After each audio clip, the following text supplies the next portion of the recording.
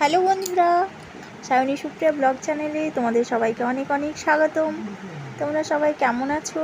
আশা করছি তোমরা সবাই খুবই ভালো আছো। আর দেখো, এখন বাজে সকাল 6টা, আর আমি আমার ব্লগটা এখন থেকেই শুরু করছি। 6টার মধ্যে রোদ দেখো, বাইরে পুরো রোদে ভর্তি। আর যা গরম পড়েছে না, সত্যি আর ভালো থাকা যাচ্ছে না। বৃষ্টির তো ছিটে ফোঁটাও দেখা নেই, আকাশে মেঘ নেই, শুধু রোদ আর রোদ। চারিদিকে দেখো গাছগুলোরও কি অবস্থা হয়ে গেছে। তো সকালের কাজকর্ম সেরে আমি এবার চলে এসেছি রান্নাঘরে। আর এই গরমের জন্য না রান্নাঘরে আসা সত্যি খুবই কষ্টের। তো দেখো, আমি গ্যাসের একপাশে বসিয়ে দিয়েছি একটু কলা আর একটা ডিম সেদ্ধ হতে, কারণ কলাটা সেদ্ধ হতে দিয়েছি আমার জন্য, আর ডিমটা মেয়ে খেয়ে নেবে। তো বাইরে ভাতটা বসানো আছে, আর এবার একপাশে বসিয়ে দিয়েছি চা। তাহলে একসাথেই সব কিছু হয়ে যাবে, ভাতটাও হয়ে গেল। আর ওই গরমের মধ্যে বাইরেটাতে রান্না করতে না, বোঝোই তো, খুবই কষ্ট হয়। তো চাটাও আমার হয়ে গেছে, চাটা খেয়ে নিয়ে ভাতটা গড়িয়ে দেবো, তারপরে তরকারির ব্যবস্থা করব। তো দেখো, ডিমটা যেটা সেদ্ধ হতে দিয়েছিলাম, এত লাগ খারাপ না, কি আর করব।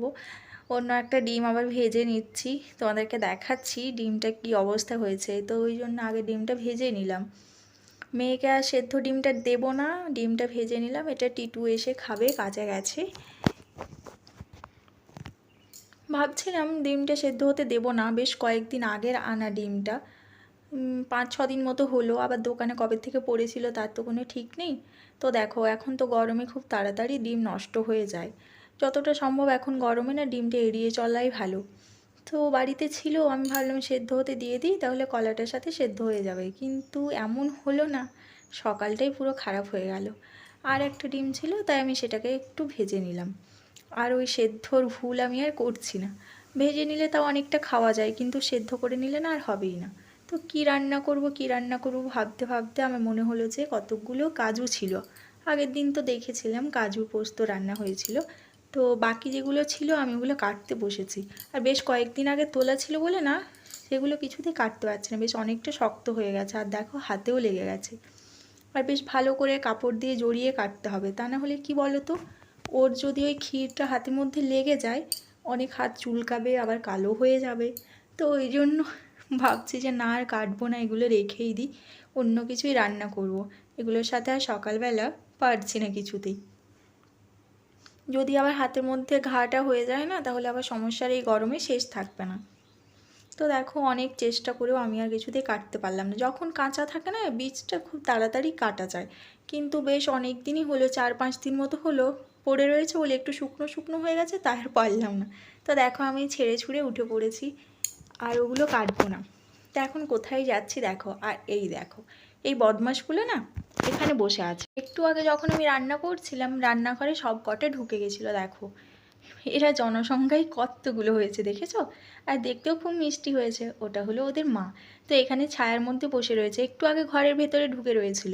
তো ওদেরকে আবার বার করালাম, তা না হলে না খাবারে মুখ দেবে। তো আমি হেঁটে হেঁটে যাচ্ছি, এখানে দেখো ফুল গাছগুলোর কাছে একটা আমার কুঁদরির গাছ আছে। তো ভাবলাম দেখি যদি হয়েছে তাহলে একটু পোস্ত দিয়ে রান্না করব, কিন্তু পেলাম না।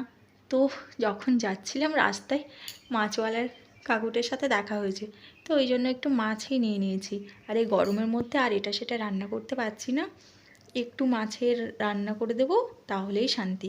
তো দেখো, মাছটা আমার অলরেডি ভাজা হয়ে গেছে। আর বাইরে কেন বসেছি জানোই তো, আমার শরীরটা এত খারাপ যে ওই গ্যাসের ওখানে দাঁড়িয়ে দাঁড়িয়ে রান্না করা না খুবই কষ্ট। অতক্ষণ যদি দাঁড়িয়ে থাকি না, মাথাটাও ঘোরে আর পাগুলোরও খুব যন্ত্রণা হয়। ওই জন্য আমি বাইরে উনুনের মধ্যে বসিয়ে দিয়েছি, তাহলে এখানে বসে বসে রান্নাটা হয়ে যাবে। আর আলুও কেটে নিয়েছি, সাথে মশলাটাও আমার কুটনো হয়ে গেছে। একসাথে তাহলে বসে বসে রান্নাটা করে নেওয়া যাবে।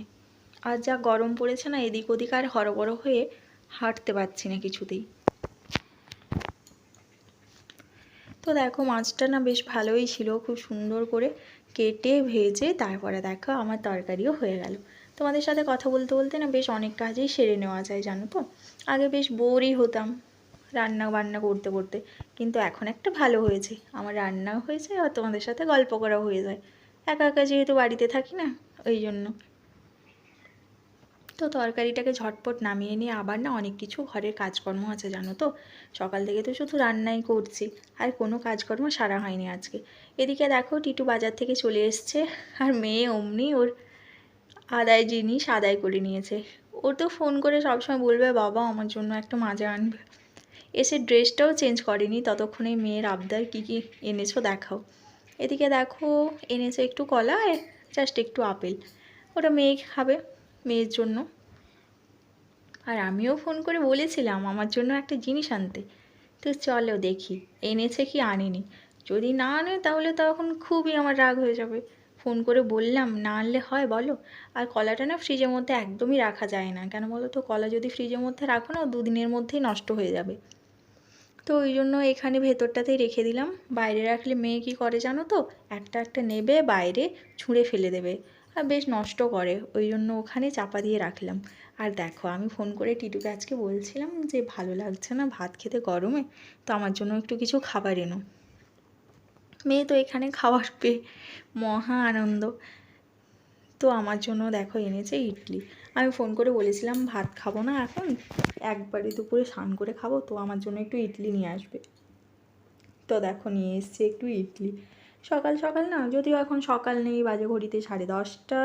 রান্নাবান্নার কাজ তো অনেক তাড়াতাড়ি কমপ্লিট হয়ে গেছে। এবার দেখো মা মেয়ে দুজনে বসে পড়েছে। আর মেয়েও না এটা খুবই ভালো খায় জানো তো। ও আজকে সকাল থেকে কিচ্ছু খায়নি, শুধু একটু মুড়ি খেয়েছিল সকালবেলা, আর সেরকম কিছু খাবারও বানিয়ে দেওয়া হয়নি। তো এখনও ভাত খায়নি বলে ওকেও একটা ইডলি দিলাম। আর আগেই বলেছিলাম যে ঝাল ছাড়া আনবে, তো ওই জন্য ঝাল ছাড়া এনেছে, মেয়েরও কোনো সমস্যা হচ্ছে না।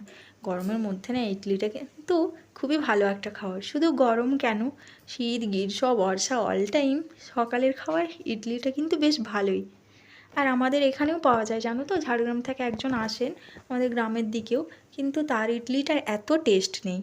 ওই জন্য আমি টিটুকে ফোন করেই বলি যে বাজার থেকেই নিয়ে আসবে। এখানে পাওয়া গেলেও সেটার অত টেস্ট নেই। তো চলো খেয়ে নিই, তারপরে আবার দুপুরে অনেক কিছু কাজকর্ম আছে। জামা কাপড় ধুতে হবে, মেয়েকে স্নান করাতে হবে, খাওয়া দাওয়া আছে, বিকেলে আবার কাজকর্ম। এই গরমে না একটুও শান্তি নেই জানো, হাঁপিয়ে যাচ্ছি পুরো কাজকর্ম করতে করতে। কী আর করা যাবে বলো, বাড়ির কাজগুলো তো সারতে হবে, সেগুলো কে করে দেবে। তো দেখো ইডলি নিয়ে আমি তো হড়বড়ই হয়ে যাচ্ছি। তো চলো এবার আমি খাবারটা খেয়ে নিই। আর এতদূর পর্যন্ত যারা আমার ব্লগটা দেখেছো তারা, আশা করি তাদের খুবই ভালো লেগেছে এতদূর পর্যন্ত যেহেতু দেখেছো। আর আমার ব্লগ যদি ভালো লাগে তাহলে লাইক কমেন্ট শেয়ার করে চ্যানেলটিকে সাবস্ক্রাইব করে প্লিজ পাশে থেকো, যাতে সবার প্রথমে আমার ভিডিও নোটিফিকেশন তোমাদের কাছে চলে যায়। আর আজকের মতো এইটুকুই, টাটা। আবার দেখা হবে পরে একটি ভিডিওতে। ততক্ষণ পর্যন্ত সুস্থ থেকো, ভালো থেকো সব।